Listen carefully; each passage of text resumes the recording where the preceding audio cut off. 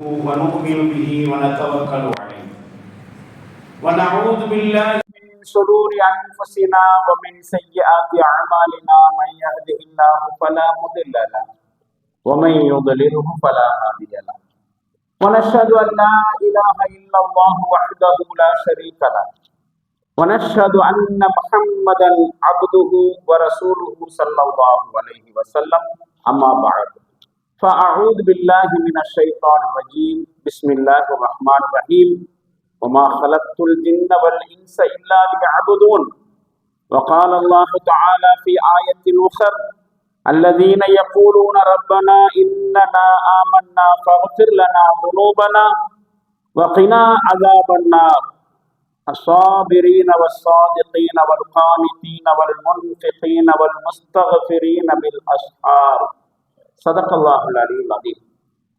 அகில உலகையும் படைத்து பரிபாலித்து ரட்சிக்கும் அல்லாஹுக்கே எல்லா புகழும் முடித்தானது.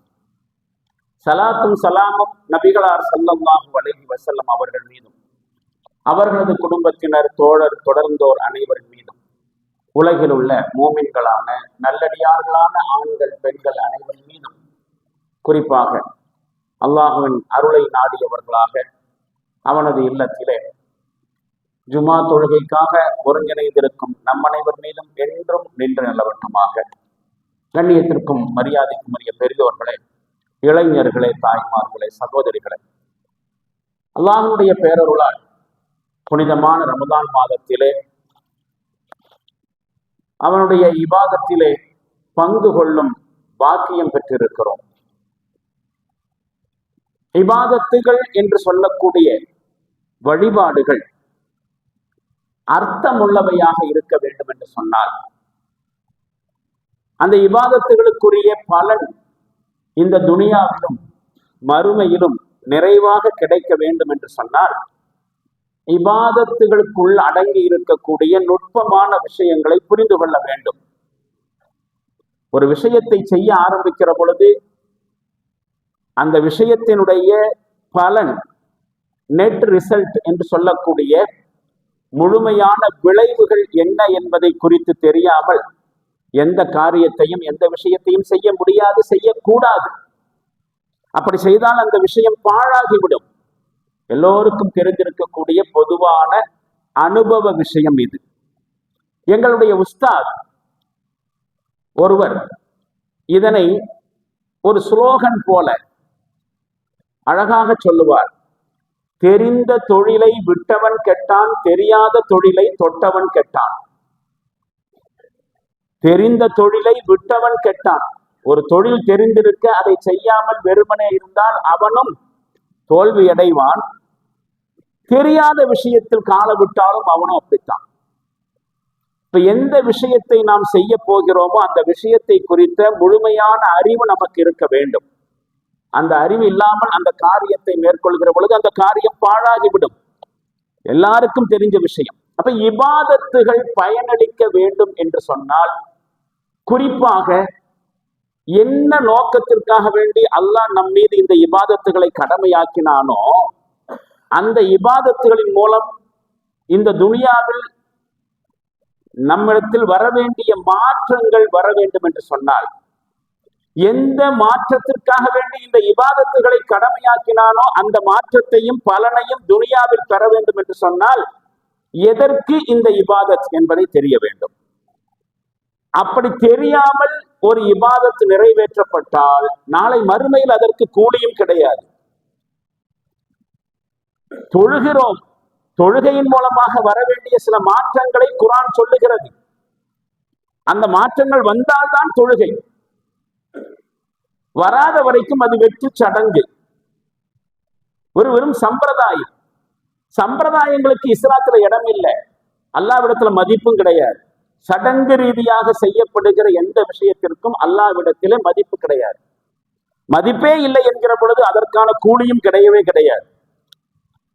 ஹதீஸ்களிலே பார்க்கிறோம், இந்த நோக்கத்தை தெரிந்து கொள்ளாமல் விளைவுகளை தெரிந்து கொள்ளாமல் இபாதத்துகள் செய்யப்படுகிற பொழுது அதற்கு பலனில்லை என்கிற விஷயத்தை ஹதீஸ் எப்படி குறிப்பிடுகிறது என்று சொன்னால் அந்த நோக்கம் புரியாமல் கூன் விழுகிற அளவுக்கு நீங்கள் தொழுதாலும் பயனில்லை. தொழுது தொழுது கூடே விழுந்தாலும் சரி, இந்த தொழுகைக்கு பயன் இல்லை. தொழுகை எதற்காக, அதை தெரிந்து கொள்ளாமல் பயனில்லை.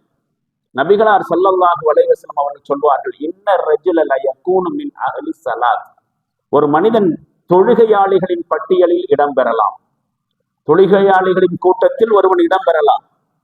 வசியாம், நோன்பு வைப்பவர்கள், ஜகாத், ஜகாத் கொடுக்கக்கூடியவர்கள், வல் ஹஜ், ஹஜ் செய்யக்கூடியவர்கள், வல் உம்ரா, உம்ரா செய்யக்கூடியவர்கள். இதெல்லாம் இபாதத்துகள் தானே. இந்த அத்துணை இபாதத்துகளை செய்யக்கூடியவருடைய லிஸ்ட்ல ஒரு மனுஷன் இடம்பெறலாம், எல்லாத்தையும் செய்யலாம்.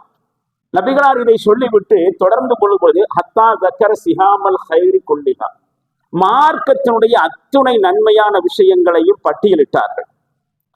இது மாதிரி தொழுகை, நோன்பு, ஜகாத், ஹஜ், உம்ரா, இது மாதிரி இஸ்லாமிய மார்க்கத்தில் என்னென்ன இபாதத்துகள் நன்மையான விஷயங்கள் இருக்கின்றனவோ, எவையெல்லாம் கடமையாக்கப்பட்டிருக்கின்றனவோ அத்தனையையும் நபிகளால் நினைவு கூர்ந்து பட்டியலிட்டு விட்டு சொன்னார்கள். எல்லாத்திலையும் ஒரு மனுஷன் இடம்பெறலாம்.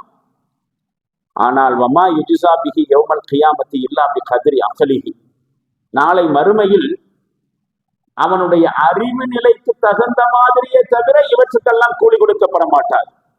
எவ்வளவு தூரம் இந்த இபாதத்துகளை அறிவுபூர்வமாக நிறைவேற்றினான், அறிவுபூர்வமாக என்று சொன்னால் சடங்காக இல்லாமல், இந்த இபாதத்துகளுக்கு பின்னாடி என்ன நோக்கம், என்ன காரணம், என்ன தேவை, என்ன விளைவு வர வேண்டும், அதையெல்லாம் புரிஞ்சுக்கிறது பேர் தானே இபாதத்து குறித்த அறிவு.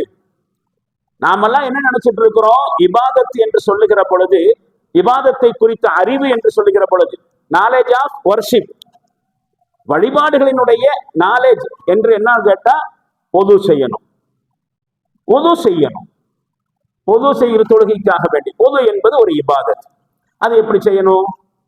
முதல்ல பிஸ்மில்லா சொல்லி ஆரம்பிக்கணும், கை கழுவணும், வாய் கொப்பளிக்கணும். அந்த முறைமைகள் இருக்கா இல்லையா? அந்த முறைமைகளை செய்கிற பொழுது சில அவுராதுகள், சில திக்ருகளை சொன்னால் மேலும் நன்மைகள் கிடைக்கும். ஒது செய்த பிறகு சின்ன துவா ஒண்ணு இருக்குது. தொழுகைக்கு வருகிற பொழுது நியத்து வேண்டும், தக்பீர் தஹரீமா, நிக்கணும், குனியணும், நிமிர வேண்டும், சுஜூத், வெளிப்படையான சில புரிதல்கள். இந்த செயலை எப்படி செய்யறது, அத்தையாத்துல எப்படி உட்காரணும், விரல் நீட்டுறதோ அல்லது விரலை மடக்கிறதோ அல்லது விரலை ஆட்டுவதோ, இதை பற்றி எல்லாம் நாம் தெரிந்து கொண்டால் இபாதத்தை குறித்து நாம தெரிஞ்சு வச்சிருக்கிறோம் நினைச்சிட்டு இருக்கிறோம்.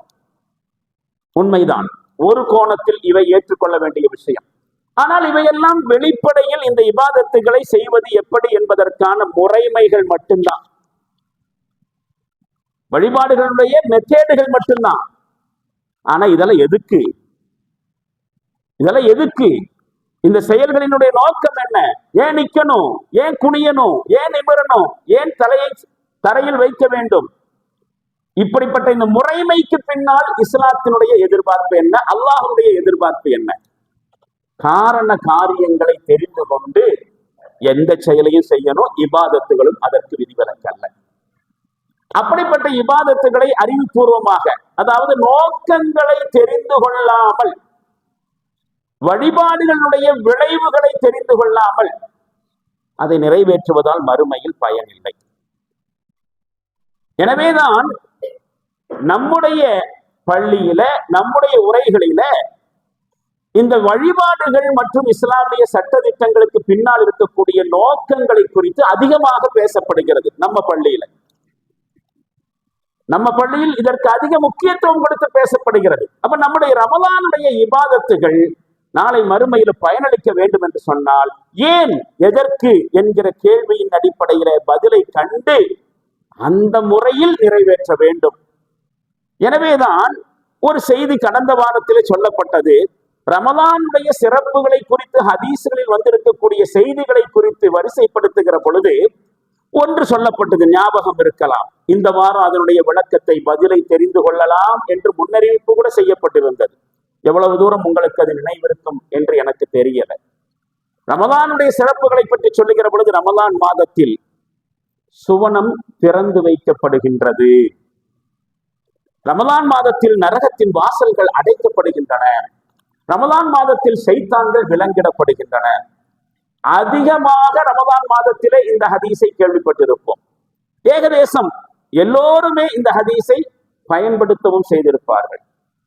ஆனால் இந்த ஹதீஸில் சொல்லப்படுகிற கருத்தை பார்க்கிற பொழுது ஷைத்தான்கள் விலங்கிடப்படுகின்றன என்று சொன்னால் ரமதான் மாதத்திலே எந்த விதமான ஷைத்தானியத்தும் இருக்கக்கூடாது. ஆனால் ரமதான் மாசத்துலதான் ஷைத்தானிய தூண்டுதல்களும் தீண்டல்களும் அதிகமாக இருக்கின்றன என்பதை பார்க்கிறோம். அப்படியானால் இந்த ஹதீஸ் பொய்யா? சத்தியமாக அப்படி இருப்பதற்கு வாய்ப்பில்லை. அன்னலார் ஸல்லல்லாஹு அலைஹி வஸல்லம் அவர்கள் அர்த்தம் இல்லாமல் எதையும் சொல்லக்கூடியவர்கள் அல்ல. ஷைத்தான்கள் விலங்கிடப்படுகின்றன என்று சொன்னால் பிசிக்கலாக சங்கிலியால் விலங்கிடப்படுவது அல்ல. அதை ஒரு ஹதீஸின் மூலமாகவே தெளிவுபடுத்தப்பட்டுச்சு. ரமதான் அல்லாத மாதங்களிலே மோமின்களிடத்திலே இறையடியார்களிடத்திலே ஷைத்தானுடைய பாச்சா பழிக்கிற மாதிரி ரம்ஜான் மாசத்துல அவனுடைய பருப்பு வேகாது என்கிற கோணத்துல. ஏனென்றால் ரமதான் மாதத்தில் மோமின்கள் மிகுந்த கட்டுப்பாடோடு இருப்பார்கள், பக்குவமாக இருப்பார்கள். ரமதான் மாதம் கண்ணியப்படுத்தப்பட வேண்டிய மாதம். ரமதான் மாதத்தில் அலட்சியமாக இருந்தாலோ இபாதத்துகளை குறித்து விழிப்புணர்வு இல்லாமல் இருந்தாலோ ஷைத்தான் நம்மிடத்தில் அதிகமாக ஆதிக்கம் செலுத்தி விடுவான் என்கிற புரிதலோடு கட்டுப்பாடோடு இருப்பார்கள். ஷைத்தானுடைய வேலைகளுக்கு இடம் கொடுக்க மாட்டார்கள். மற்ற மாதங்களை விட ரமலான் மாதத்தில் மோமின்கள் கட்டுப்பாடோடு இருப்பார்கள். அந்த இடத்துல ஷைத்தானுக்கு கையை கட்டி போட்ட மாதிரி ஆயிடுது, ஒண்ணும் பண்ண முடியல. மற்ற மாதங்களில் மோமின்களை வழிகெடுப்பதை போல ரமலான் மாதத்தில் வழிகெடுக்க முடிவதில்லை. எனவே ஷைத்தான் கைகளை விலங்கிடப்பட்டது போல, சங்கிலியால் பிணைக்கப்பட்டது போல ஆகிவிடுகிறான் என்கிற கருத்தை இன்னொரு ஹதீஸ் விளக்கமாகவே தந்தது. அதன்படி பார்க்கிற பொழுது ஷைத்தான் பிசிக்கலா விலங்கிடப்படல. நாம நினைச்சா நம்மளை வழிகெடுக்கிற ஷைத்தான கட்டி போடலாம். அது நம்ம கையில தான் இருக்கிறது. எவ்வளவுக்கு எவ்வளவு நாம் கட்டுப்பாடோடு இருப்போமோ அவ்வளவுக்கு அவ்வளவு ஷைத்தானை நாம் என்ன செய்கிறோம், கண்ட்ரோலுக்குள்ள வச்சுக்கிறோம் என்கிற விஷயத்தை தொடர்ந்து சுவனத்தின் வாசல்கள் திறக்கப்படுகின்றன என்று சொன்னால் ரமதான் அல்லாத மாதத்தில் சுவனம் அடைத்து வைக்கப்பட்டிருந்துச்சா அப்படிங்கிற இயல்பான ஒரு கேள்வி. அதே மாதிரி நரகத்தின் வாயில்கள் ரமதான் மாதத்தில் அடைக்கப்படுகின்றன என்று சொல்லுகிற பொழுது அந்த ரமதான் அல்லாத மாதத்தில் நரகத்தின் வாசல்கள் திறந்து வைக்கப்பட்டிருந்ததா என்கிற கேள்வி. இந்த கேள்விகளுக்கான விடையை தெரிந்து கொள்ள வேண்டும் என்று சொன்னால் கொஞ்சம் பின்னோக்கி காலத்திற்கு செல்ல வேண்டும், ஒரு பிளாஷ்பேக்கு செல்ல வேண்டும். இமேஜினலாக, வர்ச்சுவலாக, மானசீகமாக. இன்னும் சொல்ல போனா சயின்ஸ் பிக்ஷன்ல ஒரு விஷயம் இருக்கு, விஞ்ஞான கற்பனைகள் என்று சொல்லுவார்களே, டைம் மிஷின் என்கிற ஒரு கான்செப்ட். ஒரு மிஷினுக்குள்ள ஏறி உட்கார்ந்துக்கிட்டு எந்த வருஷத்துக்கு நாம பட்டன் பண்றோமோ அந்த வருஷத்துக்குள்ள போயிடலாம். அது பிற்காலமாக இருந்தாலும் சரி, இனி வருங்காலமாக இருந்தாலும் சரி, ஒரு கற்பனை இருக்கிறது. அது மாதிரி சுவனம் திறக்கப்படுகிறது, நரகம் அடைக்கப்படுகிறது. ஏன்? மற்ற மாதத்தில் மூடி வைக்கப்பட்டிருந்ததா, மற்ற மாதத்தில் திறந்து வைக்கப்பட்டிருந்ததா என்கிற கேள்விகளுக்கு விடை தெரிய வேண்டும் என்றால் ஒரு டைம் மிஷின்ல ஏறி உட்கார்ந்துக்கிட்டு பின்னாடி போகணும். எவ்வளவு பின்னாடி போகணும்? மனித உற்பத்தியினுடைய ஆரம்பத்துக்கு போகணும். இன்ஷா அல்லாஹ் அடுத்த வாரம் போகலாம் என்று முன்னறிவிப்பு செய்யப்பட்டிருந்தது நினைவிருக்கலாம். நாம இப்ப அந்த மாதிரி ஒரு மானசீகமான கற்பனை டைம் மிஷின்ல ஏறி உட்கார்ந்துக்கிட்டு காலகட்டத்தினுடைய பின்னோக்கி போக போகிறோம். இந்த ஜும்மா உரையின் வாயிலாக எங்க போக வேண்டும் என்று சொன்னால், அல்லாஹு ஜல்ல ஷானஹு தஆலா ஆதம் அலைஹிஸ்ஸலாம் அவர்களுடைய ஹவ்வா அலைஹிஸ்ஸலாம் அவர்களையும் படைச்சு சொர்க்கத்துல வசிக்க செய்தான் என்று குர்ஆனிலே பார்க்கிறோம். ரெண்டு பேரையும் படைச்சு நீங்க ரெண்டு பேரும் சொர்க்கத்துல வாழுங்கள். யா ஆதம் உஸ்குன் அன்த வஸௌஜுக்கல் ஜன்னah, ஆதமே நீயும் உம்முடைய மனைவியும் சொர்க்கத்தில் சென்று வசிப்பீராக. வகுலா மின்ஹா ரகதன் ஹைசு ஷிஅ்துமா, இந்த சொர்க்கத்தில் இருக்கக்கூடிய எந்த மரத்தின் எந்த பழங்களையும் கனிகளையும் நீங்கள் விரும்பியவாறு உண்ணுங்கள். ரெண்டு பேருமே சாப்பிடுங்க. இந்த சொர்க்கத்தின் பழங்கள் எதை வேண்டுமானாலும் விரும்பிய பழங்களை சாப்பிடுங்கள். வலா தக்ரபா ஹாதிஹி ஷஜரா, ஆனால் பர்டிகுலரான இந்த மரத்தின் பக்கம் கூட நீங்க போகக்கூடாது. அந்த மரத்துல ஒரு பழம் இருக்கு, அந்த பழத்தை நீங்க சாப்பிடக்கூடாதுன்னு சொல்லல, அதன் பக்கத்தில் கூட நீங்கள் சென்று விடக்கூடாது. வலா தக்ரபா, நீங்கள் இருவரும் நெருங்கவே கூடாது. ஹாதிஹி ஷஜரா, இந்த மரத்தின் பக்கமே. அப்படி மட்டும் அந்த மரத்தின் பக்கம் போனீங்க, ரெண்டு பேருமே கொடுமை செய்தவர்கள் ஆகிவிடுவீர்கள், அநியாயக்காரர்கள் ஆகிவிடுவீர்கள், வாலிம்கள் ஆகிவிடுவீர்கள். அல்லாஹ்வுடைய எச்சரிக்கை திருக்குரான் ஷரீஃப்ல 2வது அத்தியாயத்துல சூரத்துல் பக்ராவுல ஆரம்பத்திலேயே 35வது வசனத்திலேயே இந்த செய்தியை சொல்லுகிறான். ஆதம் நபியை படைச்சு, ஹவ்வா அலைஹிஸ்ஸலாம் படைச்சு சொர்க்கத்துக்கு அனுப்பி எல்லாத்தையும் என்ன விரும்பினதை சாப்பிடுங்க, இது பக்கம் மட்டும் போகாதீங்க, அப்படி மட்டும் சாப்பிட்டா நீங்கள் வாலிம்கள், எச்சரிக்கை செய்திருப்பதை குரானிலே நாம் பார்க்கிறோம். இப்பதான் நான் சொன்னேன், மனித உற்பத்தியினுடைய ஆரம்பத்துக்கு போகணும்னு சொன்னேன். அந்த இடத்துக்கு வந்தப்ப இந்த இடத்துல இந்த வசனத்தின் பின்னணியில ஆதமும் ஹவ்வாவும் சொர்க்கத்துல போய் வசிக்கக்கூடிய நேரத்துல இப்படி எல்லாம் அல்லாஹ் இன்ஸ்ட்ரக்ஷன் கொடுத்து அனுப்புனானே, 2 கேள்விகள் பிறப்பதை தவிர்க்க முடியவில்லை. 2 விஷயங்களை யோசனை செஞ்சு பார்க்கணும். முதலாவதாக, சொர்க்கத்துல எல்லாத்தையும் சுவைப்பதற்கு அனுமதி கொடுத்த அல்லாஹ் ஒன்றை மட்டும் ஏன் தடை செய்தான்? எல்லாம் ஹலாலு, இது மட்டும் ஹராம். ஏன் ஒன்றை மட்டும் தடை செய்தான்? அது ஹராமா? ஒரு ஹராமான மரமோ பழமோ இல்ல, அந்த மரம் ஹராமான மரமோ அந்த மரத்துல விளையக்கூடிய கனி ஹராமான பழமோ இல்ல. ஹராமான ஒரு விஷயத்த அல்லாஹ் சொர்க்கத்துல வச்சிருப்பான்னு சொல்லி நினைக்கவே முடியாது. சரியாக சொன்னால் ஒரு ஹராமை செய்வதற்கான சந்தர்ப்பம், சூழ்நிலை, வாய்ப்பு எல்லாம் துனியாவுல தான். சொர்க்கத்துல ஹராம செய்யறதுக்கான சான்ஸே இல்லை. அது தூய்மையான இடம். ஒரு அசுத்தமான காரியத்தை சொர்க்கத்துல எப்படி செய்ய முடியும்? அப்படி ஒரு சந்தர்ப்பத்தையோ சூழ்நிலையையோ விஷயத்தையோ அல்லாஹ் சொர்க்கத்துல வச்சிருப்பான்னு நினைச்சே கூட பார்க்க முடியாது. அங்க ஒரு ஹராம செய்யறதுக்கான சான்ஸே இல்லை. இருந்தும் ஏன் அதனை பக்கம் நெருங்கக்கூடாதுன்னு சொன்னான்? அது ஹராமான பழமும் இல்லை, எல்லாத்தையும் சாப்பிடுங்க, இதை மட்டும் சாப்பிடாதீங்கன்னு சொன்னான். இப்படி ஒரு கேள்வி வருதா? ஏன் இதை மட்டும் சாப்பிடக்கூடாது என்று சொன்னான்? அது ஹராமான பழமா அல்லது ஹராமை செய்வதற்கு வாய்ப்பு சொர்க்கத்தில் இருக்குதா, அதனால கூடாதுன்னு சொன்னானா என்கிற ஒரு கேள்வி. 2வது கேள்வியும் சிந்தனையும் என்ன தெரியுமா? ஒரு பழத்தை சாப்பிட்டா வாலிம்களாயிருவாங்களா? அவ்வளவு பெரிய தப்பாங்க அது? ஒரு பழத்தை சாப்பிடு விடுவதால் கொடுமையாளர்களாகி விடுவார்களா? ஏன் கொடுமை வாலிங்கிறத நான் அழுத்தம் கொடுத்து சொல்றேன்னாக்க ஒரு நுட்பமான விஷயத்தை சொல்றேன்னு சொன்னா, லுல்மு என்பது அரபு மொழியை பொறுத்த வரைக்கும் கொடுமை, அநீதி, அக்கிரமம் அப்படிங்கிற வார்த்தைக்கு அந்த அர்த்தத்துக்கு பயன்படுத்துற வார்த்தை தான். ஆனா அது அதோட மட்டும் நிக்கலைங்க. ஷிர்கை பற்றி சொல்லுகிற பொழுது அதுதான் மிகப்பெரிய லுல்மு என்று சொல்லப்பட்டிருக்கிறது. இணை வைப்புன்னு சொல்றாங்களே, அல்லாவுக்கு இணை கற்பிப்பது, அதை குறித்து குரான் சொல்லுகிற பொழுது இதை விட கொடுமை லுல்மு வேற இல்லைன்னு சொல்லுவான் அல்லாஹ். இன்ன ஷிர்கல் லுல்முன் அதீம், அல்லாவுக்கு இணை வைப்பது இருக்கிறதே அது மகத்தான கொடுமைன்னு சொல்லுவான். இப்ப கொடுமையை எப்படி விளங்குறது, லுல்மை எப்படி விளங்குறது? இருள் என்பதற்கும் லுல்முன்னு தான் குரான் சொல்லுது. எல்லாத்துக்கும் நுட்பமான ஒரு இணைப்பு இருக்கு. ஒரு இடத்துல ஒரு பொருளை வைக்கிறதுக்கு நாம டிசைட் பண்ணியிருக்கிறோம்னு வச்சுக்கங்களேன், அந்த பொருளை அங்கதான் வைக்கணும். எந்த பொருளை எந்த இடத்துல வைக்கணுமோ அந்த இடத்துல வைக்கணும். அதுதான் நீதி. ஒரு பொருளை அதற்குரிய இடத்திலிருந்து மாற்றி வச்சா அதுதான் லுல்மு, அதுதான் கொடுமை.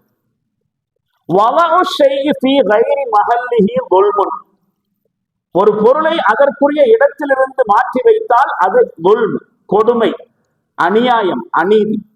உதாரணமா செருப்பு வைக்கிறதுக்கு ஒரு ஸ்டாண்ட் பின்னாடி வச்சிருக்கு, அது செருப்பு வைக்கிறதுக்கு தான்.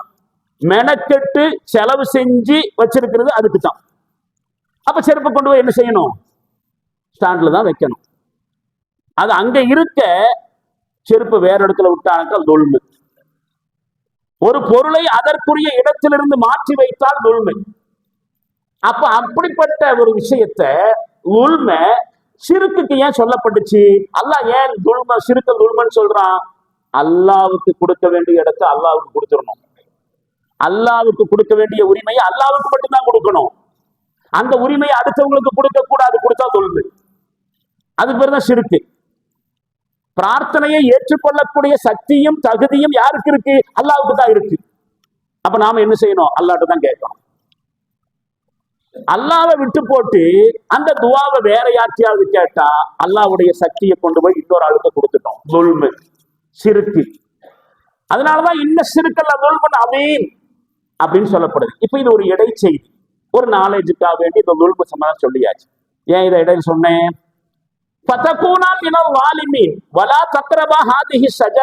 நீங்கள் இந்த பழத்தின் பக்கம் நெருங்கவே கூடாது. அப்படி நெருங்கினால் நீங்கள் இருவரும் கொடுமையாளர்கள், வாலிம்களாக. ஒரு பழத்தை சாப்பிடுறதுனால இவ்வளவு பெரிய ஒரு அக்கிரமம் நிகழ்ந்து விடுமா? இரண்டாவது கேள்வி வருகிறது. இப்ப இந்த ரெண்டு கேள்வியை தற்காலிகமாக இங்க நிறுத்தி வைப்போம். இதுக்கு விளக்கம் கிடைக்கணும்னாக்கா இன்னொரு விளக்கத்துக்கும் போக வேண்டியிருக்கு. இஸ்லாம்ங்கிறது நாம நினைக்கிறது மாதிரி சடங்கு சம்பிரதாயமாக நிறைவேற்றுறது இல்லைங்கிற கோணத்துலதான் நாம சொல்லிட்டு வர்றோம். அதனால அதுக்குள்ள இருக்கக்கூடிய நுட்பத்தை விளங்குறதுக்கு கொஞ்சம் டெக்னிக்கல் ஆஸ்பெக்ட்ல போகணும். இல்லாட்டி நம்முடைய அமல் வேஸ்ட் ஆயிரும். அந்த கவலையிலும் அக்கறையிலும் தான் சொல்லப்படுகிறது. அதனால என்ன ஒண்ணுக்குள்ள ஒண்ணு கதைக்குள்ள கதை போற மாதிரி போகுது அப்படின்னு நீங்க யோசிக்க கூடாது. இப்போ இந்த ரெண்டு கேள்விகளுக்கு ஒரு கேள்வி என்னது? சொர்க்கத்துல ஒரு ஹராமை செய்வதற்கு வாய்ப்பு இருக்கிறதா, அதனால அங்க போகாதீங்கன்னு சொன்னானா, ஒரு பழத்தை சாப்பிடுவதால் வாலிம்களாகி விடுவார்களா? இந்த ரெண்டு கேள்வியை வச்சு நாம விளக்கம் தெரியணும்னு சொன்னா இபாதத்துனா என்னன்னு தெரியணும். நான் முதல்ல சொன்ன மாதிரி நாம் நிறைவேற்றி கொண்டிருக்கக்கூடிய இபாதத்துகள் வெளிப்படையாக அமல்கள். நிறைவேற்றுவது மட்டுமல்ல, அந்த இபாதத்துகளை வெளிப்படையா நிறைவேற்றுறதுல குடுமி பிடி சண்டை கூட போட்டுட்டு இருக்கிறோம். இப்படித்தான் தொழுகணும், அப்படி தொழுதா சரியாகாது. அதன் அடிப்படையிலேயே பள்ளி வாசல்களை பிரித்து கொண்டிருக்கிறோம். நல்லா யோசிக்கணும். என்ன பழைய விஷயத்தை கை கடறேன்னு நீங்க யோசிக்க கூடாது. இபாதத்துகள் விஷயத்துல நம்முடைய சமுதாயம் வெளிப்படையாக சடங்குகளை நிறைவேற்றுவதை போல நிறைவேற்றுவதால் ஏற்பட்ட விளைவுகள் என்ன தெரியுமா? உங்க தொழுகைய இன்னொருத்தர் ஏத்துக்க மாட்டேங்கிறார், இவர் தொழுகையை அவர் ஏத்துக்க மாட்டேங்கிறார். இப்படி தொழுதா இது தொழுகையே இல்லை, இப்படித்தான் தொழுகணும். ஒருவருக்கொருவர் தொழுகை விஷயத்தில் மோதல் இருக்கிறது. அந்த மோதல்களின் அடிப்படையில் பள்ளிவாசல்களையே பிரிந்திருக்கிறது. அது எதனால தெரியுமா? இபாதத்துன்னு சொன்னா வெளிப்படையாக செய்யப்படுகிற செயல்பாடுகள் மட்டும்தான் நினைச்சிட்டு சொல்ற விளைவு. அதுக்கு பின்னாடி நோக்கம் ஒண்ணு இருக்கு, அந்த நோக்கத்தை புரிந்து கொள்ளாததால். அப்ப இபாதத்துன்னு சொன்னா என்னங்கிறத நுட்பமா புரிஞ்சுக்கணும். இபாதத்துன்னு சொன்னா நாம நினைச்ச மாதிரி சில வழிபாடுகள், சலாத்து, ஜக்காத்து, நோன்பு, ஹஜ்ஜு மாதிரி. ஆனா இதெல்லாம் இபாதத்துங்கிற இஸ்லாத்தினுடைய கான்செப்டினுடைய ஒன் ஆஃப் த பார்ட் மட்டும்தாங்க, ஒரு ஆங்கிள் மட்டும்தான். நாம சொல்லிட்டு இருக்கோமே, தொழுகிறது, நோன்பு வைக்கிறது, ஜக்காத்து கொடுக்கிறது, ஹஜ்ஜு செய்யறது. இஸ்லாம் இபாதத்து, வழிபாடு, வர்ஷிப் அப்படிங்கிற கான்செப்ட் வைக்குதா இல்லையா? அதுல இது ஒரு பிட்டு மட்டும்தான் சொல்றேன். குரானை பொறுத்த வரைக்கும், அல்லாஹ்வை பொறுத்த வரைக்கும் இபாதத்துக்கு கொடுத்திருக்கக்கூடிய அர்த்தம் ரொம்ப விசாலமானதுங்க. நாம சுருக்கி இது மட்டும்தான் இபாதத்துன்னு வச்சிருக்கிறோமே, அப்படி அல்ல. அதையும் தாண்டி விரிவான அர்த்தம் இருக்கிறது. நாம செய்யறது எதுவாக இருந்தாலும் அது இபாதத்தாக இருக்கணும். இபாதத் அல்லாத எதையும் செய்யக்கூடாது. நம்முடைய லைஃப்ல, அன்றாட வாழ்க்கையில, தினசரி வாழ்க்கையில இபாதத்தை தாண்டி ஒன்னையும் செய்யக்கூடாது. இபாதத்து தான் செஞ்சுட்டு இருக்கணும். இபாதத்தை செய்யறது தவிர இந்த மனுஷ பிறப்புக்கு வேற நோக்கமே இல்லை, மனுஷ படைப்புக்கு நோக்கமே இல்லை. அப்படித்தான் குரான் சொல்லுகிறது. அப்ப காலையில எந்திரிச்சல இருந்து தூங்க போற வரைக்கும், ஏன் தூங்கவே கூடாது, இதெல்லாம் தான் இபாதத்துன்னு வச்சுக்கிட்டா. எதெல்லாம் தான் இபாதத்து? தொழுகிறது, நோம்பு வைக்கிறது, ஹஜ் செய்யறது, உம்ரா செய்யறது, இதெல்லாம் தான் இபாதத்துன்னு வச்சுக்கிட்டா காலையிலிருந்து நைட்டு வரைக்கும் தூங்காமலேயே சாப்பிடக்கூடாது, வேலை பொழப்புக்கு போகக்கூடாது, எதுவுமே செய்யாம இபாதத்திலேயே இருக்கணும்னு அப்படி அர்த்தமாகும். எப்போ? திருக்குரான் ஷரீஃப்ல 51வது அத்தியாயத்துல 56வது வசனம் அப்படித்தான் சொல்லுது. வமா ஹலக்குல் ஜின்ன வல் இன்ஸ இல்லா லியஅபுதூன். ஜின் இனத்தையும் மனித இனத்தையும் எனக்கு இபாதத்து செய்யறதுக்கு இல்லாம நாம் படைக்கவே இல்லை. அப்ப இந்த ஜின் இனத்தையும் மனுஷ இனத்தையும் நான் படைச்சதெல்லாம் எதுக்கு தான்? இபாதத்து செய்யறதுக்கு தான் அப்படின்னு அல்லாஹ் சொல்லிட்டான். அவங்களுடைய லைஃபினுடைய நோக்கம் இபாதத்து இல்லாம வேற ஒண்ணும் கிடையாது, ஒன்லி இபாதத் அப்படின்னு குர்ஆன்ல அல்லாஹ் சொன்ன பிறகு இபாதத்துங்கிறத நாம தொழுகை, நோம்பு, ஜக்காத்து, ஹஜ்ஜிங்கிற மாதிரி புரிஞ்சு வச்சுக்கிட்டோம்னு சொன்னா நம்முடைய பொழப்புல வாழ்க்கையில தொழுகிறத தவிர வேற எதுவும் செய்யக்கூடாது, நோன்பு வைக்கிறத தவிர வேற எதுவும் செய்யக்கூடாது, ஜக்காத்து கொடுக்கறத தவிர வேற எதுவும் செய்யக்கூடாது, ஹஜ்ஜு தவிர வேற எதுவும் செய்யக்கூடாது, உம்ராவை செய்யற எதுவும் செய்யக்கூடாது, குழப்புக்கு போகக்கூடாது, கல்யாணம் முடிக்கக்கூடாது, மக்க குட்டியை பெற்றக்கூடாது, குடும்பம் நடத்தக்கூடாது. இதுதான் இபாதத்துன்னு நாம நினைச்சுக்கிட்டா அப்ப நமக்கே புரியுது. அப்படின்னாக்க இது மட்டுமல்ல இபாதத்து. செய்யறது எதுவாக இருந்தாலும் இபாதத்து ஆகணும். நாம செய்யறது எதுவானாக இருந்தாலும் அதை இபாதத்தா மாத்திக்கணும். எப்படி என்று கேட்டா, இபாதத்துன்னு சொன்னா அடிமைப்படுதல்ங்கிற அர்த்தங்க, வழிபாடுங்கிற அர்த்தம் இல்லை. அடிமைப்படுதல், அடிமைத்தனம் அப்படின்னு அர்த்தம். யாருக்கு? அல்லாவுக்கு. நாமெல்லாம் இபாதுல்லா, அல்லாவுடைய அடியார்கள், அடிமைகள். அப்ப அவன் எஜமான, மாலிக். அவன் போடுற ஆர்டரை கேட்டு நடக்கிறதா நம்முடைய டியூட்டி. அதை தவிர வேறு எதுவும் இல்லை. அவன் எஜமானன், நாம் அடிமை என்று சொன்னால் அவன் முடிகிற எல்லா கட்டளைகளையும் செய்யணும். அதனால அதுக்கு பேரு இபாதத்தின் வைக்கப்பட்டுச்சு, அடிமைத்தனம். அதனாலதாங்க அப்துல் ரஹ்மான் அப்படின்னு சொன்னா ரஹ்மானின் அடிமைன்னு சொல்றோம். அப்துல்லான்னு சொன்னா அல்லாவுடைய அடிமைன்னு அர்த்தம். இபாதத்திலிருந்து வந்த வார்த்தை தானே அப்துங்கிற வார்த்தை. அப்ப இபாதத்துனா வழிபாடு மட்டும் இல்ல, அடிமைப்படுதல். அரபியில இதுக்கு சமமான இன்னொரு வார்த்தை என்ன தெரியுமா? இத்தாஅத்து, கீழ்ப்படிதல். சொன்னா ஒபே பண்றது, அதுதாங்க இத்தாஅத். அல்லாஹ் சொன்னா கேட்டுறணும், அது என்ன சொன்னாலும் கேட்கணும். அல்லாஹ் தொழுக சொன்னானா தொழுகிறோம், இத்தாஅத் ஆகுது, அது வழிபாடாக. நோன்பு வைக்க சொன்னானா நோன்பு வைக்கிறோம், கீழ்ப்படிஞ்சோம், இத்தாஅத், இபாதத். அதே மாதிரி தான் எல்லா இபாதத். ஆனா அல்லாஹ் இதை மட்டும் சொல்லலையே, குர்ஆன்ல இதை மட்டும் சொல்லலையே.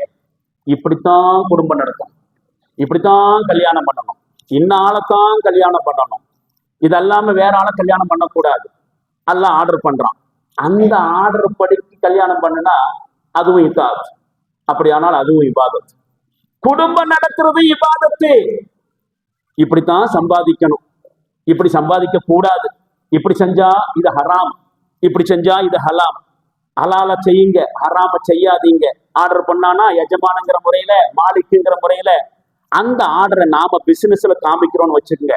இப்படி போச்சுனாக்கா இது ஹராமு, இந்த சம்பாத்தியம் வேண்டாம், இது அல்லாஹ் ஹராமாக்கி இருக்கிறான், தடை செஞ்சிருக்கிறான், நான் அதை செய்ய மாட்டேன், இப்படித்தான் சம்பாதிக்கணும்னு அல்லாஹ் சொல்லிட்டான் அப்படின்னு சொல்லி அல்லாஹ் சொன்னதன் அடிப்படையில பிசினஸ் பண்ணுனா அதுக்கு பேர் பிசினஸ் இல்லை. துனியாவுல பார்வையில தான் பிசினஸ், இஸ்லாத்துடைய பார்வையில அதுக்கு பேரு இத்தாஅத். அல்லாஹ் சொன்ன மாதிரி கேட்டிருக்கிறோம், அல்லாஹ் சொன்ன மாதிரி கேட்டோம், தொழுதோம், இபாதத்து. அல்லாஹ் சொன்ன மாதிரி பிசினஸ் பண்ணா அதுவும் இபாதத்து. இதுதாங்க இபாதத்துடைய நோக்கம். அதைத்தாங்க இந்த வசனமே சொல்லுது. எனக்கு கீழ்ப்படிய வேண்டும், இத்தாஅத்து செய்ய வேண்டும், இபாதத்து செய்ய வேண்டும் என்பதை தவிர வேறு எதுக்கும் நான் மனுஷனை படைக்கல. அப்படியானால் நாம செய்கிறது எதுவாக இருந்தாலும் அது இபாதத்தாக இருக்க வேண்டும்.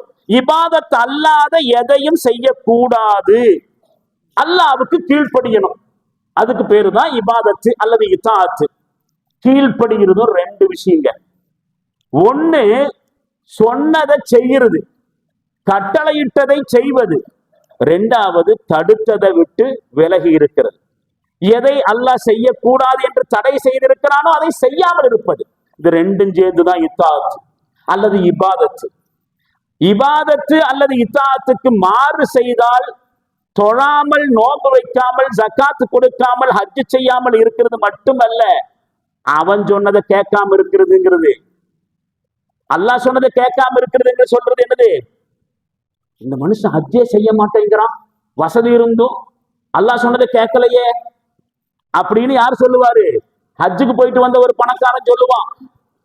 ஹஜ்ஜுக்கு போயிட்டு வந்த ஒரு பணக்காரன் ஹஜ்ஜுக்கு போகாத பணக்காரனை பார்த்து சொல்லுவான், காசு இருந்துட்டு ஹஜ்ஜுக்கு போகாம இருக்கிறான், அல்லாஹ் சொன்னதை கேட்காம இருக்கிறான். தொழுது கொண்டு இருக்கக்கூடிய ஒரு தொழுகையாடி தொழாத ஒருவனை பார்த்து சொல்லுவான், அல்லாஹ் தொழ சொல்றான், இவன் தொழாம இருக்கிறான். அப்ப அல்லாஹ் சொன்னதை செய்ய வேண்டும், அல்லாஹ் சொன்னதை செய்யாம இருக்க கூடாது அப்படிங்கிறது இபாதத்துல மட்டும் இல்லைங்க. அவன் எவற்றையெல்லாம் விட்டு விலகாமல் இருக்கிறான், விலக வேண்டும் என்று சொல்லி இருக்கிறானோ அதை விட்டு விலகாம இருக்கிறதும் அல்லாஹ் சொன்னதை கேட்காததுதான். டேய் இதை செய்யாத என்று அல்லாஹ் தடை செய்திருக்கிறானே, அதை ஒருத்தன் செஞ்சிட்டு இருக்கிறான்னு வச்சுக்கோங்க, அவனும் அல்லாஹ்வுக்கு இபாதத்து செய்யல, இத்தாஅத்து செய்யல. விளக்கம் பார்க்கலாமா? இத்தாஅத்துக்கும் இபாதத்துக்கு விளக்கம் பார்க்கலாமா? இப்பவும் பழையபடிக்கு அங்கே போவோம். ஆதம் நபி அலைஹிஸ்ஸலாம் அவர்களை படைச்சு, அவரை நான் என்னுடைய பிரதிநிதியாக போறேன், அதனால என்னுடைய ஹலீஃபா பிரதிநிதி அப்படிங்கிற அடிப்படையில அந்த ஆதமுக்கு ரெஸ்பெக்ட் பண்ற வகையில ஒரு சுஜூது செய்யுங்கன்னு மலக்குமார்களுக்கு அல்லாஹ் கட்டளை போட்டாங்க. எல்லா மலக்குமார்களும் என்ன செஞ்சாங்க? அல்லாஹ் சொன்னபடிக்கு ஆதம் நபிக்கு மரியாதை நிமித்தமாக ஒரு சஜிதா செஞ்சாங்க. ஆனா இப்லீஸ் செய்யல. அபா, மறுத்தான், வஸ்தக்பர, ஆணவம் கொண்டான், வகான மினல் காஃபிரின், காஃபிர்கள் ஒருவனாக ஆயிட்டான் அப்படின்னு குர்ஆன் சொல்லப்படுது. ஏன் மாட்டேன்னு சொன்னதுக்கு அவன் ஒரு காரணத்தை சொன்னான். என்ன தவிர வேற யாருக்கும் சஜிதா செய்யக்கூடாதுன்னு சொன்னது அல்லாஹ் தான். அதைத்தான் இப்லீஸ் செஞ்சான். உனக்கு வேணா 1000 சஜிதா செய்யறேன், இந்த மனுஷனுக்கு சஜிதா செய்ய மாட்டேன். மனுஷனுக்கெல்லாம் சஜிதா செய்யக்கூடாது, அல்லாஹ்வுக்கு தான் சஜிதா செய்யணும். இப்ப நம்ம பேசிட்டு இருக்கிறோமல்ல, அந்த மாதிரி ஷைத்தான் சொன்னான். உனக்கு வேண்டுமானால் 1000 சஜிதா செய்கிறேன், இந்த மனுஷனுக்கு சஜிதா செய்ய மாட்டேன்னு சொன்னான். என்னை தவிர வேறு யாருக்கும் சஜிதா செய்யக்கூடாதுன்னு சொன்னது அல்லாஹ் தான். அதைத்தான் இப்லீஸ் செஞ்சான். அங்க இபாதத்து இருந்துச்சு, மீன் வழிபாடு இருந்துச்சு, ஆனால் இத்தாத் இருக்கல. அல்லாஹ் சொன்னதுக்கு கீழ்ப்படியக்கூடிய மனசு இருக்கல. என்ன தவிர வேற யாருக்கும் சஜிதா செய்யக்கூடாதுன்னு சொன்னது அல்லாஹ் தான். இப்ப இந்த ஆளுக்கு மரியாதையாக சஜிதா செய்யுங்கள் என்று சொன்னதும் அல்லாஹ் தான். அங்க இபாதத்து இருந்துச்சு, இத்தாத் இருக்கல. இதுதான் இபாதத்துக்கு இத்தியாத்துக்கு வித்தியாசம். அப்ப அல்லாஹ் எதனை செய்ய சொன்னானோ அதையெல்லாம் செய்வது இபாதத். தொழுகை நோன்பு மட்டுமல்ல, வாழ்வியலில் என்னவெல்லாம் செய்ய வேண்டும் என்று சொன்னானோ அதெல்லாம் இபாதத். அதே மாதிரி எவற்றை விட்டு எல்லாம் அல்லாஹ் தடை செய்திருக்கிறானோ, இதெல்லாம் செய்யக்கூடாதுன்னு சொல்லி இருக்கிறானோ அதை விட்டு விலகி இருப்பதற்கு பெயரும் இத்தாஅத்து தான். செய்யக்கூடாது. அப்போ நாம முதலாவது விஷயத்துல சரியா இருக்கிறோம். எதுல? எதையெல்லாம் செய்ய சொல்லி இருக்கிறானோ அதையெல்லாம் செய்கிறோம், தொழுக நோன்பு மாதிரி. ரெண்டாவதுல தான் தவறுறோம். என்ன ரெண்டாவது? எதையெல்லாம் விட்டு விலகி இருக்கிறானோ அதை விட்டு நாம முழுசா இன்னும் விலகிறது இல்லை. அதுதான் விஷயம். ஆதமும் ஹவ்வாவும் ரெண்டாவதுல தவறுனாங்க. வந்துடலாம் சப்ஜெக்டுக்கு. ஆதம் நபியும் ஹவ்வாவும் அலைஹிஸ்ஸலாம் 2 பேரையும் சொர்க்கத்துல போய் நல்லபடியா சுகமா வாடுங்க அப்படின்னு சொல்லும் பொழுது எல்லாத்தையும் சாப்பிடுங்க, சாப்பிட்டாங்க. அல்லாஹ் செஞ்சதை செய்ய சொன்னதை செஞ்சாங்க. எங்க வேணாலும் போங்க, எந்த மரத்துக்கு பக்கம் வேணாலும் போங்க, எந்த மரத்துடைய எந்த கனியை வேணாலும் சாப்பிடுங்க, சொன்னதை செஞ்சாங்க. செய்யாதேன்னு சொன்னதை செய்யாம இருக்கான். இது பக்கத்துல போகாதீங்கன்னு சொன்னான், அங்க போனாங்க. அவன் எதத்தை விட்டு தடுத்தானோ அதை செய்தார்கள். அதனாலதான் ஃபதகூனா மினல் வாலிமீன். நான் சொன்னதை கேட்கலையல்ல, அல்லாஹ் என்கிற அந்தஸ்துல நான் உங்களுக்கு சில அதிகாரங்களை கொடுத்தேன், மரியாதையை கொடுத்தேன். சிலதை செய்ய சொன்னேன், சிலது செய்ய வேண்டான்னு சொன்னேன். செய்ய சொன்னதை செஞ்சீங்க, செய்ய வேண்டான்னு சொல்லதை விட்டு விலகல, அநியாயக்காரர்களாகிட்டீர்கள். எனக்குரிய இபாதத்துக்குரிய அந்த விஷயத்திலிருந்து விலகினீங்க, இதாத்திலிருந்து விலகினீங்க. அல்லாஹ் கடவுள் என்கிற அந்தஸ்தில் உங்களுக்கு இட்ட கட்டளையை நீங்கள் மீறினீர்கள், எனவே கொடுமைக்காரர்களாக ஆனீர்கள். மற்றபடி பழத்தை சாப்பிட்டு கொடுமையானது இல்லை. அல்லாஹ் சொன்னதை விட்டு விலகினார்கள், அல்லாஹ் தடுத்ததை விட்டு விலகினார்கள், கொடுமைக்காரர்களாக ஆனார்கள். அதே மாதிரி பாருங்க, அன்ஹா, ஷைத்தான் அந்த இருவர்களையும் வழிகெடுத்தான். அந்த 2 பேரும் எவ்வளவு பெரிய அந்தஸ்துல இருந்தாங்களோ அதை விட்டு அவர்கள் இருவரையும் வெளியேற்றினான். நாம சொன்ன வக்குல்னா, நாம சொன்னோம் இஹ்பித்து பஅதுக்கும் லிபஅதின் அதுவு, 2 பார்ட்டியும் துனியாவுக்கு இறங்கி இருங்க, இந்த சொர்க்கத்தை விட்டு வெளியே சென்று விடுங்கள். அல்லாஹ் சொல்றான். யார்கிட்ட? இந்த ஆதம் நபிட்டையும் அவ்வாவிட்டையும் ஷைத்தான்ட்டையும். இந்த 2 குழுவும், இவங்க மனித ஜாதி, அது ஜின்னு ஜாதி, அந்த 2 ஜாதி. மற்றபடி ஆளு 3. ஆளு 3 எப்படி? ஒரு ஆணும் ஒரு பெண்ணும். இது மனுஷ ஜாதி ஒரு பார்ட்டி, இன்னொரு பார்ட்டி ஷைத்தான் ஜின்னு. இஹ்பித்து, இதை விட்டு விலகி விடுங்கள். பாலுக்கும் லிபாதின் அதுவு, உங்கள ஒரு ஆளு ஒரு பார்ட்டிக்கு எதிரியாக இருப்பீர்கள். வலக்கும் ஃபில் அர்தி முஸ்தகர்ரும் வ மதாஉன் இலாஹி. துனியாவில குறிப்பிட்ட காலம் வரைக்கும் குறிப்பிட்ட நாட்கள் வரைக்கும் வாழ்வதற்கான வாய்ப்புகள் உங்களுக்கு வழங்கப்படுகிறது. குறிப்பிட்ட காலம் வரைக்கும் துனியாவில் அனுபவிப்பதற்கும் சந்தர்ப்பம் தரப்படுகிறது அப்படின்னு சொல்லி துனியாவை சொர்க்கத்தை விட்டு வெளியேற்றி சொர்க்கத்தோட வாசலை அல்லாஹ் அடைச்சு வச்சான். அங்க நிக்கட்டும். ஃபதலக்கா ஆதமு மிர் ரப்பிஹி கலிமாத்தின். ஆதம் தன்னுடைய ரப்பிடமிருந்து சில வார்த்தைகளை கற்றுக்கொண்டார். ஃபதாப அலைஹி. செய்த பாவத்தின் அடிப்படையில, என்ன பாவம்? அல்லாஹ் இது பக்கம் போகாதேன்னு சொல்லி விளக்குனானே, அந்த தடையை மீறினாரே, அந்த பாவத்தின் அடிப்படையில பச்சாதாபப்பட்டு அல்லாஹ்விடத்தில் திரும்பினார். இன்னஹு ஹுவ தவ்வாபுர் ரஹீம். அல்லாஹ் பாவ மன்னிப்பு கோரிக்கையை அதிகமாக ஏற்றுக்கொள்ளக்கூடியவன், கருணையாளன். அதே 2வது அத்தியாயத்துல 36, 37வது வசனத்துல இந்த செய்தி வருதுங்களா? அதனாலதான் அந்த 2 பேரும் இப்படி பிரார்த்தனை செய்தார்கள். அல்லாஹ்விடம் இருந்து கிடைச்ச அந்த வார்த்தையின் அடிப்படையில், ரப்பனா லலம்னா அன்ஃபுஸனா. இறைவா, எங்கள் நப்சுக்கு நாங்களே கொடுமை செஞ்சிட்டோம், நாங்களே அநியாயம் செய்து கொண்டு விட்டோம். இல்லம் தகஃபிர்லனா, நீ மட்டும் எங்க 2 பேரையும் மன்னிக்கலன்னு சொன்னாலனா கூனன்ன மினல் ஹாசிரீன், நாங்கள் நஷ்டவாளிகளில் ஆயிடுவோம். மன்னிச்சு ரப்ப, நீ சொன்னதை மீறிட்டோம், பாவம் செய்து விட்டோம், எனவே எங்களை மன்னிப்பாயாகன்னு சொல்லி அவங்க பிரார்த்தனை செஞ்சாங்கன்னு 7வது அத்தியாயத்துல 23வது வசனத்துல இந்த செய்தி வருது. இப்ப நல்லா பாருங்க, அந்த பாவ மீட்சியினால அவங்க தண்டனையிலிருந்து தப்பிச்சாங்க. பாவ மன்னிப்பு கேட்டாங்கல்ல, அதனால தப்புக்குண்டான தண்டனையிலிருந்து தப்பித்தார்கள். பாவ மன்னிப்புனால. தண்டனை கொடுத்திருந்தா எங்க போயிருக்கணும்? செஞ்ச பாவத்துக்கு தண்டனை கொடுத்திருந்தா அவங்க 2 பேரும் எங்க போகணும்? எங்க போகணும்? நரகத்துக்கு போயிருக்க வேண்டும். ஆனால் அவர்கள் அல்லாஹ்விடத்தில் செய்த பாவத்திற்கு மன்னிப்பு கேட்டதால் நரகத்திற்கு அனுப்பாமல் துனியாவுக்கு இறக்கி விட்டான். அதே மாதிரி சொர்க்கத்திலிருந்து அவங்களை வெளியேற்றப்பட்டு அந்த வாசல் அடைக்கப்பட்டுச்சு. இப்ப நாமளும் கூட நாம செய்த பாவங்களிலிருந்து ரம்ஜான் மாசத்துல பாவ மன்னிப்பு கேட்டு திரும்புவோம் என்று சொன்னால் நமக்காக அடைக்கப்பட்ட அந்த வாசலை நாம் திறந்து விட முடியும். அதனாலதான் நபிகள் ஸல்லல்லாஹு அலைஹி வஸல்லம் சொன்னார்கள், ரமதான் மாதத்தில் சுவனத்தின் வாயில்கள் திறக்கப்படுகின்றன. ஆதம் நபியை வெளியே அனுப்பி விட்டு போட்டு அல்லாஹ் அடைச்சி வச்சிருந்தான். அவங்களுடைய சந்ததி தானே நாம. காலம் பூரா பாவம் செய்திருக்கிற பொழுது ரமம் என்று சொல்லக்கூடிய பாவத்தை கரிக்கக்கூடிய ரமதான் மாதத்தில் வருகிற பொழுது அல்லாஹ்விடத்தில் பாவ மன்னிப்பு கேட்டு நம்முடைய குற்றங்கள், தவறுகள், பாவங்களிலிருந்து விலகினோம் என்று சொன்னால் நமக்காக அடைக்கப்பட்ட சுவனத்தின் வாசல்களை நாமே திறந்து கொள்ள முடியும். ரமதான் மாதத்தில் சுவனங்கள் திறக்கப்படுகின்றன என்று நபி ஸல்லல்லாஹு அலைஹி வஸல்லம் அவர்கள் சொன்னதுடைய அர்த்தம் அதுதான். ஆனா அதே நேரத்துல பாருங்க, ஷைத்தான் பாவ மன்னிப்பு கேட்கல. இவங்க 2 பேரும் பாவ மன்னிப்பு கேட்டாங்க, தண்டனையிலிருந்து தப்பிச்சாங்க, துனியாவுக்கு வந்தாங்க. இப்ப இவனும் நரகத்துக்கு தானே போயிருக்கணும்.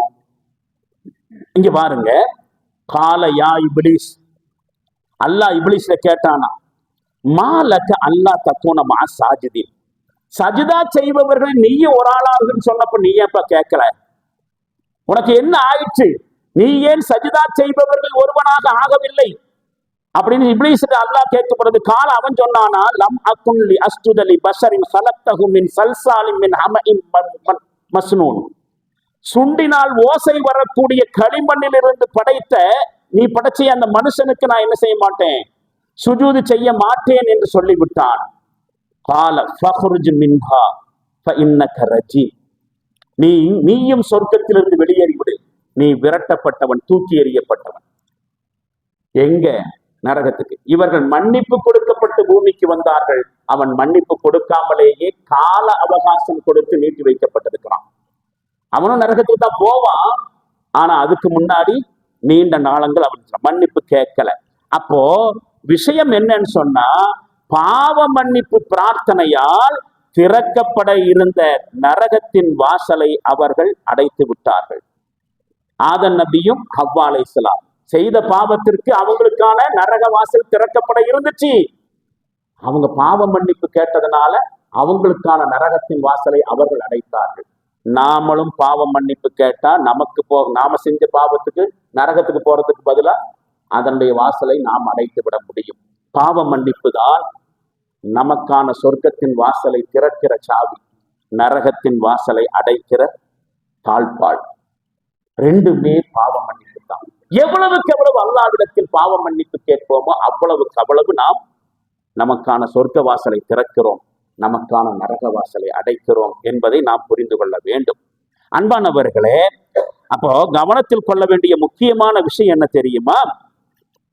தடை செய்யப்பட்ட உணவால் அடைபட்ட சுவனத்தை அந்த 2 பேரும் அங்க என்ன செஞ்சாங்க? தடை செய்யப்பட்ட உணவை சாப்பிட்டு என்ன செஞ்சாங்க? வெளியே வந்தாங்க. நாம இப்ப என்ன தெரியுமா பண்றோம்? நமக்கு ஹலாலான உணவையும் கூட தவிர்த்து கொள்ள வேண்டும். அதுதான் நமக்கு பயிற்சி. அங்க எப்படி அதை சாப்பிடாதீங்கன்னு சொன்னா, அது ஒன்றும் ஹராமான பழம் இல்லை, ஹலாலானதுதான். ஆனாலும் அல்லாஹ் சொன்னா மாட்டேன். இங்க நோன்பு காலத்துல என்ன பண்ணிட்டு இருக்கிறோம்? சாப்பிடுறது இல்லை, குடிக்கிறது இல்லை. அது என்ன ஹராமான தண்ணிங்கிறதுனாலயா? வீட்டுல அண்டாவிலையெல்லாம் வச்சிருக்கிறது என்ன சாராயமா?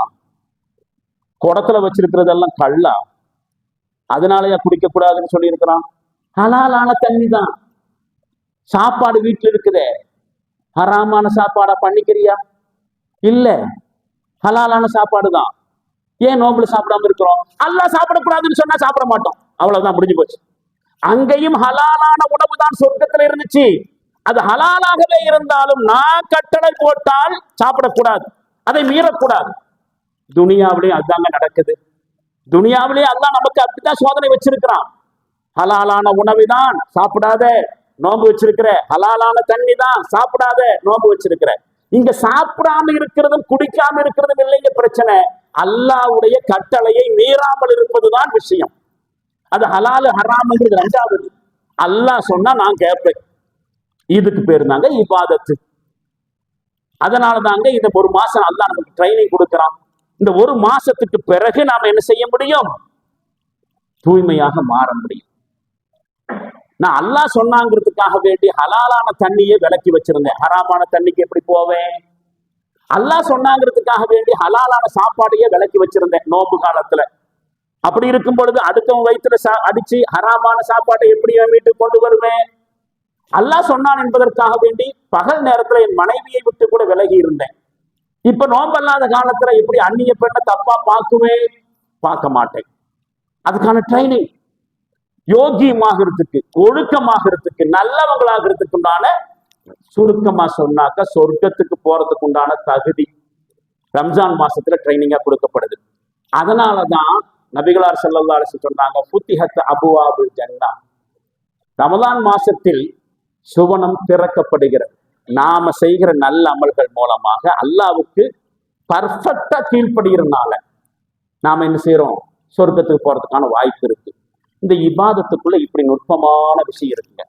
இதையெல்லாம் தெரியாம எல்லாரும் நோன்பு வைக்கிறாங்க, நானும் நோன்பு வைக்கிறேன். எல்லாரும் பள்ளிக்கு போறாங்க, நானும் பள்ளிக்கு போறேன். எல்லாரும் நிக்கிறாங்க, எல்லாரும் குனிகிறாங்க, எல்லாரும் சுஜூத் பண்ண நானும் பண்றேன் அப்படிங்கிற மாதிரி பண்ணுனா யூஸ்லெஸ் ஆயிடக்கூடாது. மறுமை நாள்ல இது என்ன ஆயிடக்கூடாது? வேஸ்ட் ஆயிடக்கூடாது. இப்ப கவனிக்க வேண்டிய விஷயம் பாருங்க. இன்னொன்னு, நோன்பின் போது தவிர்க்கக்கூடிய உணவும் கூட ஹராமான உணவு என்றால் இல்லைங்கிறத புரிஞ்சுக்கிட்டோம். உணவு இல்லைங்கிற விஷயம், அல்லாஹ்வுடைய தடையை மீறாமல் இருக்கணுங்கிறதா விஷயம். தடையை மீறியதால அடைபட்ட சொர்க்கத்தை தடையை மீறாமல் நாம என்ன செய்யணும்? திறக்கணும். உணவு தடையை மீறுவது மட்டுமல்ல, எந்த தடையையும் மீறாமல் இருக்கிறதா முக்கியம். சாப்பாட்டை மட்டும் விட்டு விலகி இருக்கிறது இல்லை, போய் சொல்லக்கூடாது, ஏமாற்றக்கூடாது. அதனாலதான் நபி ஸல்லல்லாஹு அலைஹி வஸல்லம் அவர்கள் நோன்பை பற்றி குறி சொல்லும் பொழுது, எத்தனையோ நோன்பாளிகள் நோன்பு வைக்கிறாங்க, ஆனா அந்த நோன்பின் மூலமாக அவர்கள் வெறும் பசியையும் தாகத்தையும் தவிர வேறு எதையும் பெற்றுக் கொள்வதில்லை. சடங்காயிடக்கூடாதுன்னு சொல்றாங்க. பசிக்கிறதுக்கும் தாகிச்சிருக்கிறதுக்காக நோன்பு, அது அதனுடைய முறை. எதுக்கு? அல்லாஹ்வுடைய தடையை மீறாமல் இருக்க வேண்டும். எத்தனையோ நோன்பு இரவு தொழுகையாளிகள் நின்று வணங்குகிறார்கள். அவர்கள் வெறும் உறக்கம் விழித்ததையும் சோர்வையும் தவிர வேறதையும் அந்த இரவு தொழுகைகள் மூலமாக பெற்றுக் கொள்வதில்லை. ஹதீஸ். என்றால் இதற்கு பின்னால் எல்லாம் நோக்கங்கள் இருக்கிறது. சடங்கு ரீதியாக நிறைவேற்றக்கூடாது என்பது விஷயம். அப்போ நோன்பு சமயத்துல நாம உணவை தடை செய்து கொள்கிறோம் அப்படின்னு சொல்றோமே, தடையெல்லாம் கூட இல்லைங்க. நோன்பு சமயத்துல உணவையெல்லாம் தடை செஞ்சுக்கல, கொஞ்சம் தள்ளி வைக்கிறோம், அவ்வளவுதான். தடை செஞ்சுக்கல. சாதாரண நாள்ல காலையில 8 மணிக்கு நாஸ்டா சாப்பிடுவோம்னு சொன்னா, நோம்பு டைம்ல கொஞ்சம் பிஃபோரா 4 மணிக்கு சாப்பிடுறோம், கொஞ்சம் தள்ளி வச்சு சாப்பிடுறோம், தடுத்துக்கல. சாதாரண நாள்ல மதிய உணவு ஒரு 2 மணிக்கு சாப்பிடுறோம்னு சொன்னாக்க, நோம்பு சமயத்துல கொஞ்சம் பின்னாடி தள்ளி வைக்கிறோம், 6:30 மணிக்கு சாப்பிடுறோம். மற்றபடி தடுக்க வேண்டான்னு ஒதுக்கி வைக்கல, கொஞ்சம் பின்னாடி தள்ளி வைக்கிறோம், கொஞ்சம் முன்னாடி தள்ளி வைக்கிறோம், அவ்வளவு மட்டும்தான். இந்த இடத்துல ஒரு அட்ஜஸ்ட்மெண்ட் மட்டும்தான் நடக்குது. அந்த அட்ஜஸ்ட்மெண்ட்னால நோன்பினுடைய கடமை நிறைவேறுகிறது. தடுத்து கொள்ள வேண்டாம், ஹராமாக்கிக்கல. இந்த இடத்துல இபாதத்து அப்படிங்கிறது அல்லாஹ் தடுத்தவைகளை விட்டு விலகி இருப்பதுதான் அப்படிங்கிறத புரிஞ்சுக்கிறோம். அல்லாஹ்வுடைய கட்டளைக்கு முன்னாடி மனுஷனுடைய கட்டளையை புறக்கணிக்கிறதுக்கு பேரு இபாதத். உதாரணமாக நோம்பு நாள்ல மதிய வேளையில தொண்டை வறண்டு போய் உள்நாக்குகள் ஒட்டி கொண்டிருக்கக்கூடிய சமயத்துல, தொகுர் தொழுகை சமயத்துல ஒது செய்யற பொழுது தொண்டை வரைக்கும் தண்ணீரை உபயோகிக்கிறோம். ஆனாலும் கூட மனசு சொல்லுது கொஞ்சம் இறக்குனாலும் கொஞ்சம் ஆசுவாசம் கிடைக்கும்னு. ஆனால் மனசுக்கு நாம என்ன செய்யறது இல்லை, உடன்படுறது இல்லை, அல்லாஹ்வுக்கு உடன்படுறோம். அதனாலதாங்க அது இபாதத். அதனாலதாங்க அது இபாதத். வயிறும் மனசும் அப்படியே கொஞ்சம் தண்ணீரை உள்ள இறக்குன்னு சொல்லுது, ஆறு பார்க்க போறான் அப்படின்னு சொல்லுது. ஆனா இஸ்லாமிய அறிவு நான் அல்லாஹ்வுடைய அடிமையாக்கும் என்கிற புரிதல் இருக்கிறதே, அது சொல்லுது மாட்டேன். யார் பார்க்காவிட்டாலும் அல்லாஹ் எல்லாத்தையும் பார்த்துட்டு இருக்கிறான், அவன் தொண்டைக்கு வரைக்கும் பார்க்கணுங்கிற அவசியம் இல்லை. யஅலமு மா ஃபி சுதூர், உள்ளம் வரைக்கும் கூட அறியக்கூடியவன். இதை செஞ்சா அல்லாஹ்வுக்கு தெரியாம இருக்காது. இந்த புரிதலுக்கு பேரு இபாதத், இந்த உணர்வுக்கு பேரு இபாதத். நான் இப்ப நோன்பு என்கிற சடங்கை செஞ்சுட்டு இருக்கல, நான் இபாதத்தை செஞ்சுட்டு இருக்கிறேன். அல்லாஹ் போட்ட தடையை மீறாமல் இருந்து கொண்டிருக்கிறேன். அதனால என்னுடைய வயிறே, என்னுடைய மனசே, நீ சொல்றத கேட்க மாட்டேன், அல்லாஹ் சொல்றதுதான் கேட்பேன். இந்த உணர்வுக்கு பேர் தான் இபாதத். இந்த போராட்டம் இருக்கிறதே, இந்த போராட்டம் கொஞ்சம் கஷ்டம். நிலைகுலையாம இருந்தா மட்டும்தான் முடியும், நிலைகுலையாம இருந்தா மட்டும்தான் முடியும். அதனாலதான் நபி ஸல்லல்லாஹு அலைஹி வஸல்லம் அவர்கள் இந்த மாசத்தை ஷஹ்ரு ஸப்ர் என்று சொன்னார்கள். இது நிலைகுலையாத உணர்வினுடைய மாசம், மனக்கட்டுப்பாட்டின் மாசம், அசைஞ்சு கொடுக்க முடியாத உறுதி, உள்ள உறுதியினுடைய மாசம். சபருன்னு சொன்னா பொறுமை பொறுமை அப்படின்னு சொல்லிட்டு நம்ம போயிட்டு இருக்கிறோம். பொறுமை இல்லைங்க. எதையுமே ஃபேஸ் பண்றதுக்கு உண்டான வில் பவருக்கு பேர் தாங்க சபர்.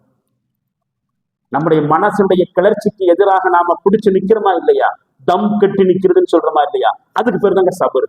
ஷஹ்ரு ஸப்ர் என்று சொன்னார்கள். இது நிலைகுலையாத தன்மையினுடைய மாசம் சொன்னாங்க. கடைசியாக ஒரு செய்தி, யாசிர் ரலியல்லாஹு அன்ஹுவுடைய குடும்பம் இருக்க, துன்பத்தினுடைய சித்திரவதையினுடைய உச்சகட்டத்தை அனுபவிச்ச குடும்பம். அந்த குடும்பம் இஸ்லாத்திற்காக வேண்டி அனுபவிச்ச குடும்பம் மாதிரியெல்லாம் நாம அனுபவிக்கல. நமக்கெல்லாம் கஷ்ட நஷ்டம் வரும் பொழுது புலம்புறோம். என்ன கஷ்ட நஷ்டம்? வருமானம் இல்லை, ஆரோக்கியம் இல்லை, குடும்பத்துல பிரச்சனை, எல்லாம் சொந்த விவகாரத்தினுடைய கவலைகள்.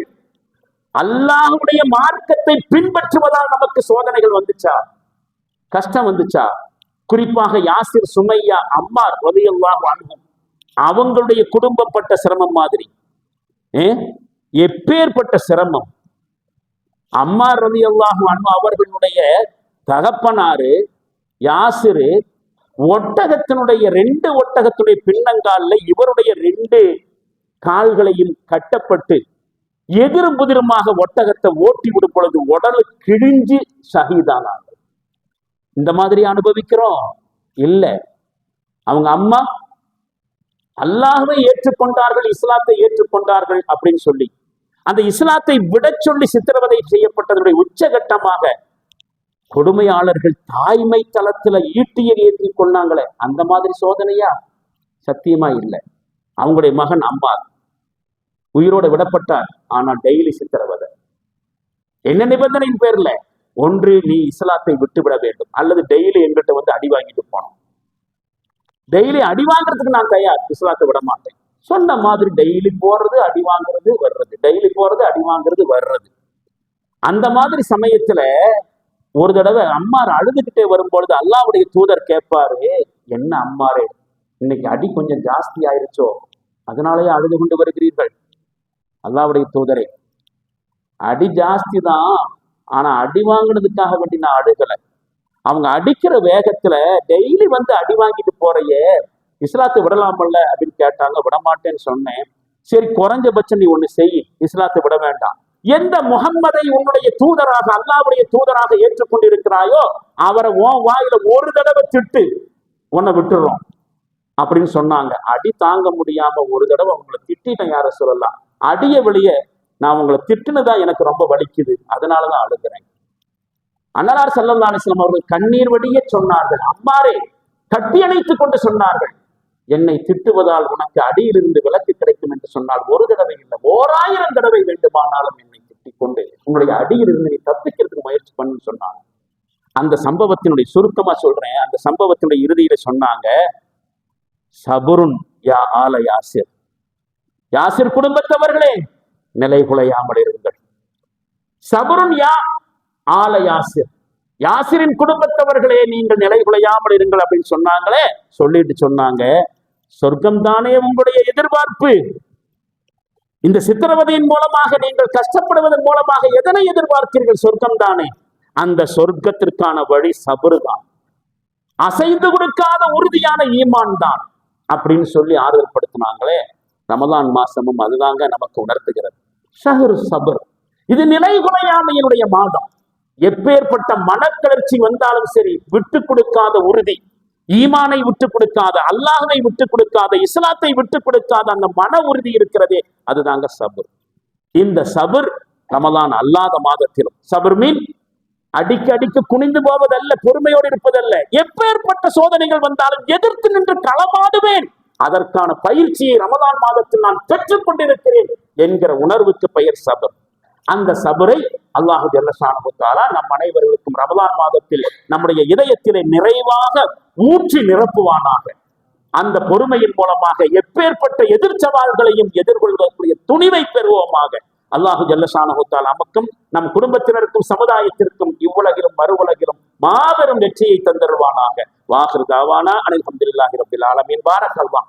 பாரக்கல்லாஹு லனா வ லக்கும் ஃபில் குர்ஆனில் அதீம் வ நஃபஅனா வ இய்யாக்கும் பில் ஆயாத்தி வ ذிக்ரில் ஹகீம்.